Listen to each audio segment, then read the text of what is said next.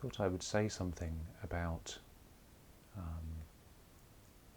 the Buddha's teaching on the nature of existence and the nature of the self and the nature of emptiness.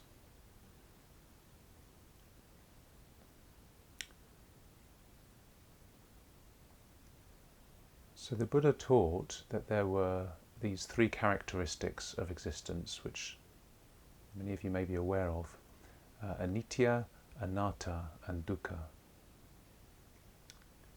Anicca, usually translated as impermanence, anatta as an absence of fixed self, and dukkha, suffering, stress or dissatisfaction. And I don't think the teaching of impermanence was quite so unique in the Buddha's day, but what was unique was his assertion that we as humans or any beings have no permanent identity, no fixed soul or self that is unchanging. Pretty much, as far as I know, all the other traditions of the time in India taught about an eternal soul, or if they were trying to describe what it is to be human, they talked about this sense of a self that was somehow real and immutable. It's very much there in the Mahabharata, in the Hindu teachings which we have today. It's very much there in the Christian teachings of the soul. But the Buddha taught this dependent nature of reality. You may have heard of the 12 links of dependent origination, which go into some detail describing how one thing leads to another, which leads to another, which leads to another, which gives rise to our existence and our suffering as humans, and how everything is conditioned. And because everything changes, because of this situation of impermanence, we are always changing. There's nothing fixed about us. We might feel stuck, but even that feeling of stuckness is always changing in some way. And if we practice meditating on the present moment, we can see for ourselves in real time how nothing has a fixed existence, how everything is in a state of change. And if it seems to be stuck, if there seems to be something that's fixed, please investigate that. Please pay close attention. Certainly I've never found anything that is immutable, that's not dependent, that doesn't change. And it's through that moment by moment inquiry into this moment that we can become free of the idea of fixedness. We can become free of being stuck in ideas of who we are or who anyone else is.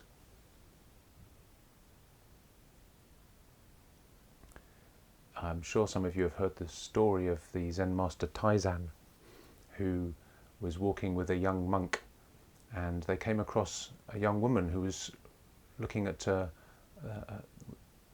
flooded road and wanted to get across. And she had all these fine silks, and she was looking quite distressed that she couldn't get across this road without ruining her fine clothes. And Taizan said, "May I help you?" And whisked her up, carried her across, put her down at the other side, and they carried on their journey to the monastery. When they got there, the young monk that Taizan was travelling with said, I can't bear it any longer. Master, we're not supposed to even touch women, yet you lifted her up and held her against your body and carried her across the river." To which Taizan replied, "Yes, and I put her down again. Have you been carrying her this whole way?" Taizan was free from a sense of a self that was a monk that couldn't touch a woman. He was able to help a young person who wanted their help because they weren't attached to being a monk. They didn't get stuck in who they were.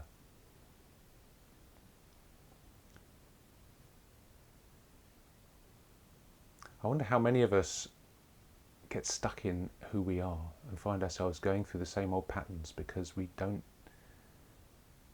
see how we can be different. We don't see how it's just causes and conditions that are keeping our cyclical existence in process.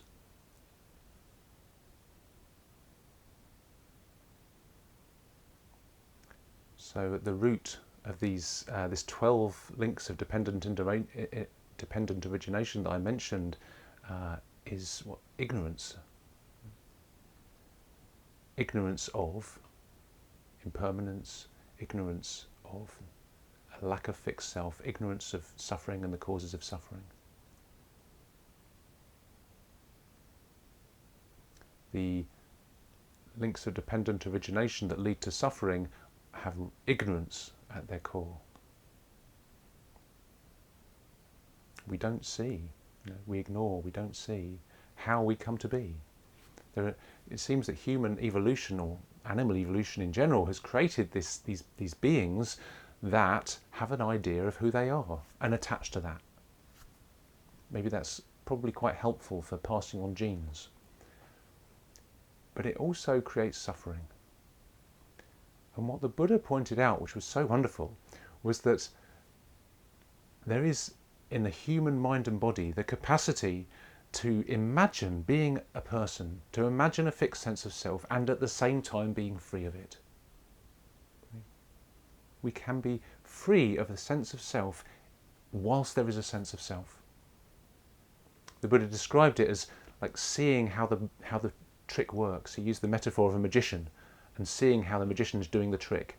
You still see the trick, but you see it's a trick. You're not like the child who's awed by the magic, transfixed by this illusion. You see behind the curtain, oh right, that's how it works. Right? If we study how the self is created, this moment by moment arising, this constant impermanence, we can be free of being trapped in a fixed self-view. And like Taizan, we can be creative and respond to the world in a way that's really helpful. And we can be happy. We don't have to be like the monk that was stuck and cross because somebody broke a rule. We can move with what's happening, adapt. We're not stuck in this fixed sense of self.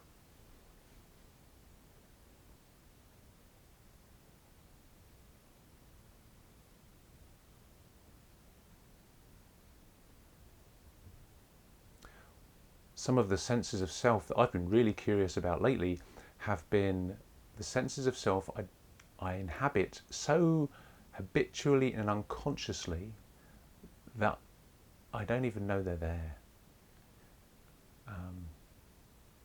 So I'm part of a group at Gaia House called a white awareness group, where we investigate what it is to be a white person.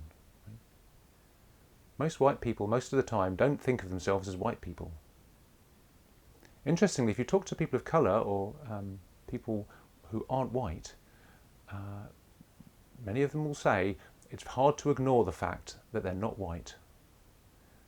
They walk into, my eldest daughter, she's a person of colour, she says when she walks into a shop sometimes she just can't help but notice the colour of her skin, and is she being watched by the security guard as she walks around the shop.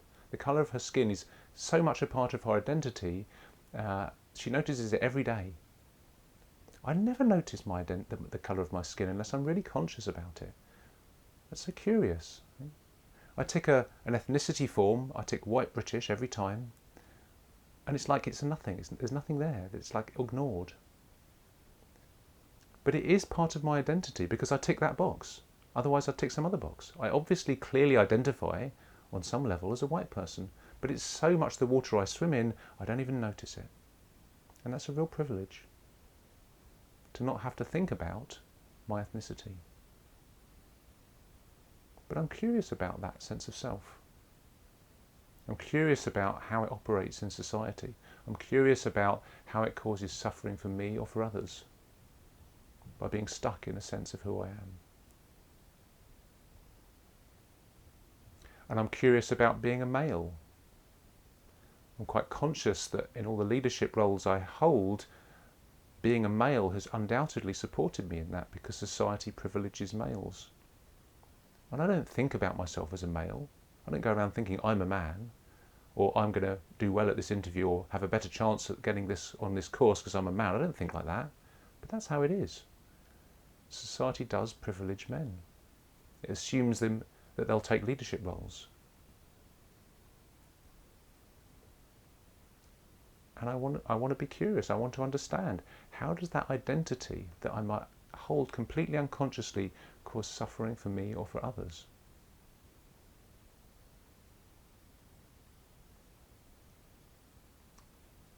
I'm a father. That definitely causes suffering.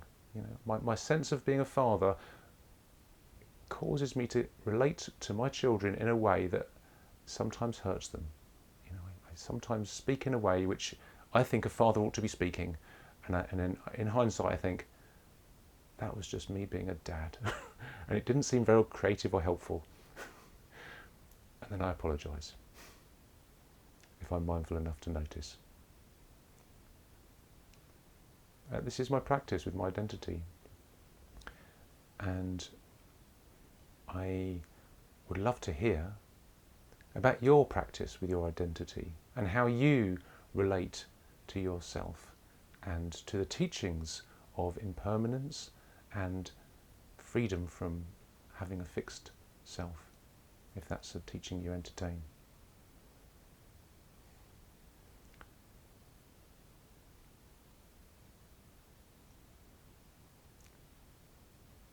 So thank you so much for your time and your attention to my little presentation, just setting the table this morning for us all to explore together how our practice of presence and curiosity and compassion